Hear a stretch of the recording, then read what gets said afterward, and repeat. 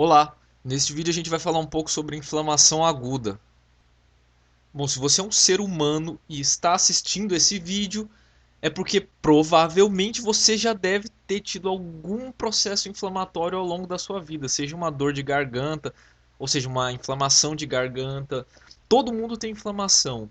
Mas inflamação o que que é? Bom, inflamação não é uma coisa muito simples. Inflamação é uma reação complexa de tecido conjuntivo vascularizado a qualquer estímulo, seja ele endógeno ou exógeno, e que visa aqui, ó, o reparo tecidual. O que é importante destacar aqui na definição de inflamação? Você tem lá na sua pele, por exemplo, lá na epiderme, o que você acha? Você acha que lá você pode ter um processo inflamatório? Não, na verdade o processo inflamatório tem origem ali no tecido conjuntivo adjacente à epiderme, no caso, é claro, da inflamação da pele. Por quê? Porque é o tecido conjuntivo que é vascularizado. A epiderme, ou seja, o tecido epitelial, não tem vascularização. Bom, agora quais são os principais sinais que caracterizam um processo inflamatório? Essa daqui é uma figurinha que ajuda muito a lembrar de todos os processos, de todos os sinais de um processo inflamatório. A gente tem aqui como 5 principais sinais de um processo inflamatório. Primeiro, calor. A região inflamada ela fica mais quente, fica mais avermelhada, ou seja, avermelhamento, ou também chamado de rubor. Inchação. A inflamação ela tem como característica o edema, né? Ela fica bem maior. A dor, o local inflamado, ele fica bem mais sensível que o normal. E por último, que pode ser uma consequência não desejável de um processo inflamatório, que é a perda de função do tecido ou do órgão. Nesse vídeo a gente vai falar basicamente só da inflamação aguda, mas a gente tem aqui que deixar bem claro as diferenças entre a inflamação aguda e a inflamação crônica. A inflamação aguda é um processo inicial de curta duração no geral, durando aí cerca de horas, dias, no máximo aí cerca de algumas semanas. Já a inflamação crônica é um processo bem mais longo, chegando a durar meses e até anos. Outra diferença importante é quanto ao principal tipo de leucócito presente no local da inflamação. No caso da inflamação aguda, o principal leucócito presente no local da inflamação são os neutrófilos, também chamados de leucócitos polimorfonucleares. Já no caso da crônica, basta lembrar que para o seu sistema imune desenvolver uma resposta específica contra um determinado antígeno ou determinada bactéria, você tem que criar novos anticorpos. Isso demora tempo. Por isso que os principais tipos de leucócitos presentes na inflamação crônica são os linfócitos e os plasmócitos. A inflamação ela passa por uma determinada sequência cronológica de fenômenos inflamatórios. E isso ajuda a gente a ter uma visão mais genérica do processo inflamatório. Qual que é o primeiro evento no processo inflamatório? O primeiro evento é o estímulo irritativo, ou também chamado de fenômeno irritativo, que pode ser muito bem uma farpa de madeira, pode ser um pedaço de vidro, pode ser um micro-organismo, uma bactéria, um fungo, enfim, qualquer que seja esse estímulo, você tem a entrada desse organismo ou desse corpo estranho no nosso corpo, e ali começa os processos inflamatórios. Depois de algum tempo decorrido desse estímulo irritativo, você começa a ter aí fenômenos vasculares, você começa a ter uma resposta do vaso sanguíneo em relação àquele estímulo, que a gente vai detalhar, que vai envolver também os mediadores da inflamação, alguns tipos de células. Um terceiro evento que ocorre após esses fenômenos vasculares são os fenômenos exudativos. O que são esses fenômenos exudativos? Corresponde a todo aquele fluido, proteínas e células que acabam saindo, escapando do vaso sanguíneo e caindo ali no interstício adjacente, no local onde houve aquele fenômeno irritativo. Um quarto evento que ocorre nessa sequência de fenômenos aí é a fagocitose, ou seja, as células da defesa elas chegam ali ao local em que teve o início da inflamação e começam a se organizar ou mesmo a mudar a sua estrutura de forma a englobar, ou seja, fagocitar essa partícula estranha. Até que, enfim, você vai ter o resultado da inflamação. Pode ser um resultado mais positivo, aí, como por exemplo, regeneração, ou mesmo uma cicatrização com um pouco de perda do tecido de origem ali. Ou se a inflamação não conseguir resolver por si só, você pode ter evolução para um processo inflamatório crônico. Agora vamos explicar cada um desses fenômenos, começando pelos fenômenos irritativos. Então, o que pode dar início a esse processo inflamatório? Ou seja, o que pode ser um estímulo para dar início ao processo inflamatório? Como já falado, a gente pode ter como fenômeno irritativo, ou seja, o estímulo, uma infecção microbiana, toxinas microbianas, uma parasitose pode ser um estímulo irritativo. Aqui é interessante lembrar lá daquelas proteínas chamadas PAMPs, que são presentes lá em vários micro-organismos, incluindo bactérias.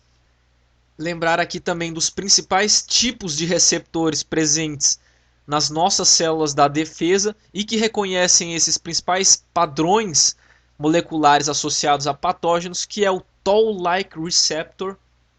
A própria necrose do tecido pode ser um fenômeno irritativo.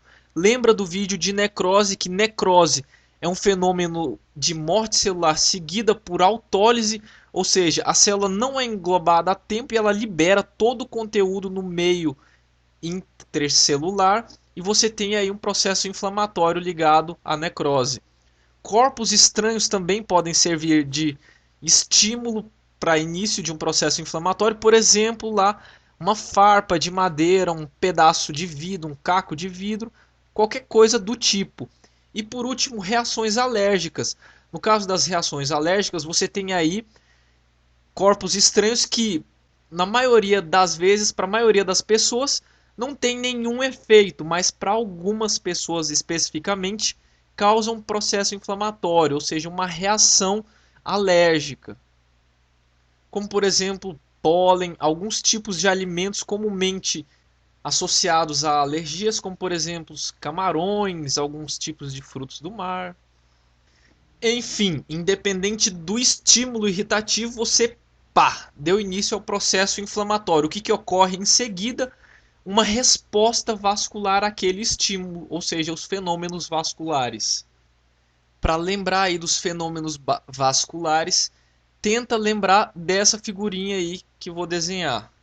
Bom, uma imagem vale mais do que 1000 palavras, então a imagem diz tudo já a respeito dos fenômenos vasculares na inflamação. À esquerda você tem um vaso sanguíneo em uma situação normal, bonitinho.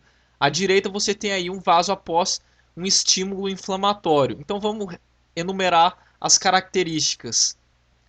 Em primeiro lugar, aumento da permeabilidade vascular. Esse aumento da permeabilidade vai permitir, como você vê aí pela figurinha, com que proteínas e fluidos e até mesmo leucócitos, principalmente os polimorfonucleares, passem através da parede aí pro meio, pro interstício. Nesse ponto é importante a gente diferenciar dois termos aqui quanto à inflamação: exudato e transudato. Qual que é a diferença entre eles? Exudato ocorre quando você tem um extravasamento aí, tanto de líquido quanto de outras substâncias, como por exemplo proteínas, glicídios, e é caracterizado justamente por essa alta concentração de proteínas, ao contrário do transudato. Transudato é aquele líquido extravasado num processo inflamatório com baixa concentração de proteínas, ou seja, pobre em proteínas.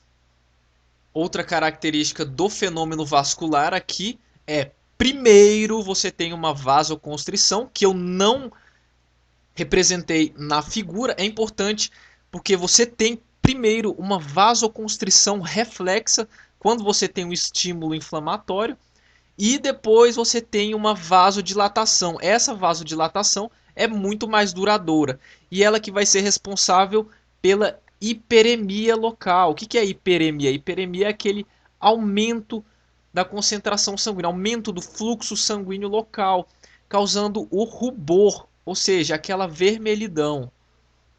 E por último, o terceiro evento é o acúmulo de leucócitos, que a gente vai detalhar mais para frente.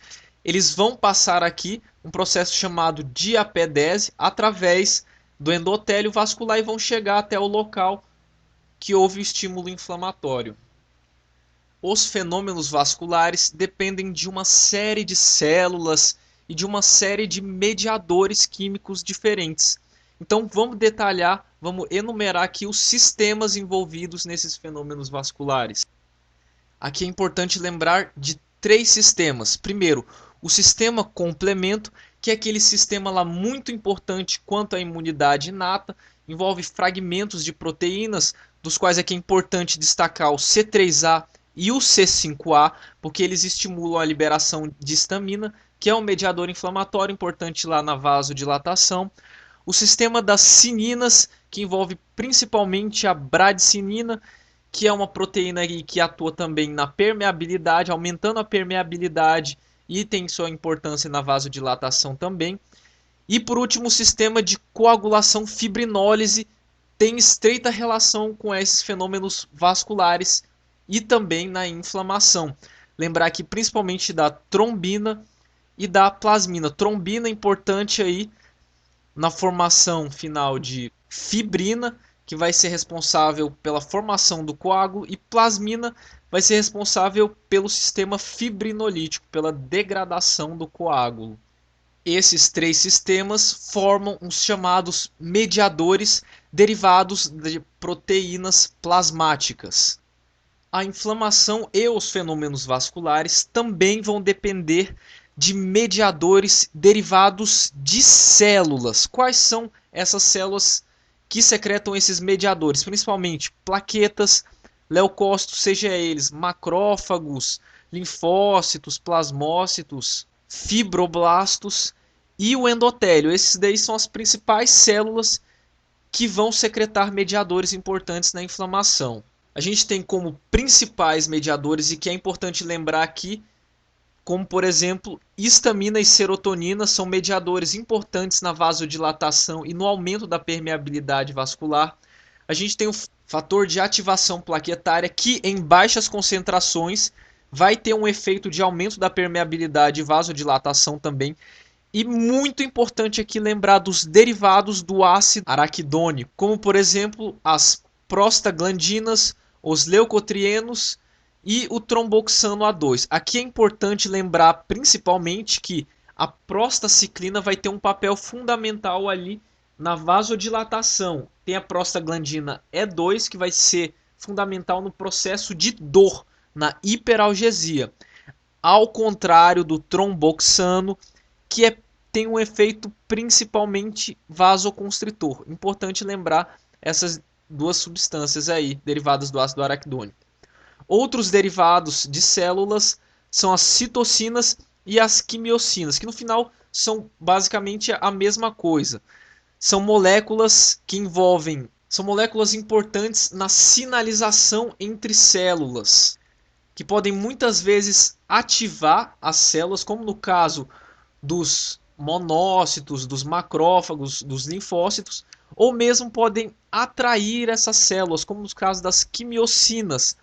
Elas servem como substâncias quimioatrativas, elas vão atrair, vão ser importantes no recrutamento de outras células. Daí, após os fenômenos vasculares, a gente tem os fenômenos exudativos, que já até foram um pouco comentados lá nos fenômenos vasculares.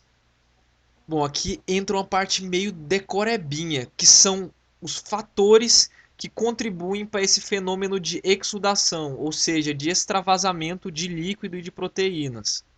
A gente tem principalmente 5 fatores aqui. Primeiro fator é intuitivo. O aumento da pressão oncótica no interstício vai contribuir com o fenômeno exudativo, vai puxar mais água lá do vaso para o interstício. Segundo, aumento da síntese de ácido hialurônico pelo interstício. Por que que isso vai contribuir para o fenômeno exudativo? Porque o ácido hialurônico ele é bastante hidrofílico. Como ele é um ácido, ele tem uma parte bastante polarizada. Então isso vai contribuir com para que a água saia de dentro do vaso e caminhe em direção ao interstício. Outro fator é a degradação da substância fundamental. A substância fundamental, que é majoritariamente apolar, se você degrada ela, você contribui aí com o aumento da polaridade do líquido intersticial, contribuindo para que ocorra mais passagem de líquido por hidrofilia. Quarto e bastante importante aqui é a redução de expressão de Claudina 1. Para que serve essa proteína? Essa proteína ela é importante ali nas células do endotélio e ela serve como adesão. Serve para as células endoteliais ficarem bem juntinhas ali, bem coladinhas, de forma que a parede do vaso fique bem fechada e impeça essa transmigração de líquido e proteína. Se você tem uma redução da expressão, né, dessa proteína, consequentemente a parede do vaso fica mais permeável. E por último, deficiência na drenagem linfática também pode contribuir para o fenômeno exudativo. Agora vamos detalhar rapidamente o processo de migração leucocitária, que também é um fenômeno exudativo. Com o processo inflamatório, todos aqueles fenômenos vasculares, gradativamente você vai tendo uma estase do fluxo sanguíneo, ou seja, vai acumulando e vai ficando cada vez mais parado o sangue ali naquele local inflamatório. Isso vai contribuir com que o fluxo sanguíneo deixe de ser um fluxo laminar e células que normalmente estariam trafegando ali no meio do vaso sanguíneo acabam trafegando ali na periferia, que é o chamado processo de marginação leucocitária. Quando essa célula, no caso, principalmente neutrófilos, lembrando que a gente está falando de inflamação aguda, chega na margem da parede do vaso, ela encosta na parede do vaso e liga com uma proteína chamada selectina.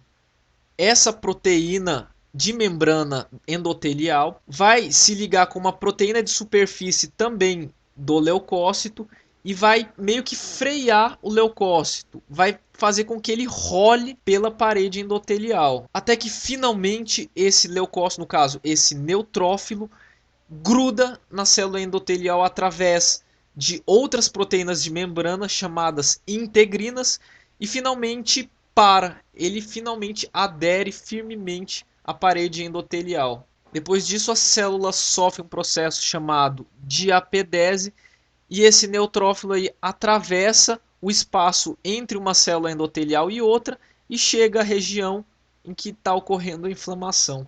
Bom, agora você já tem as células da defesa lá, os monócitos neutrófilos presentes no local da inflamação.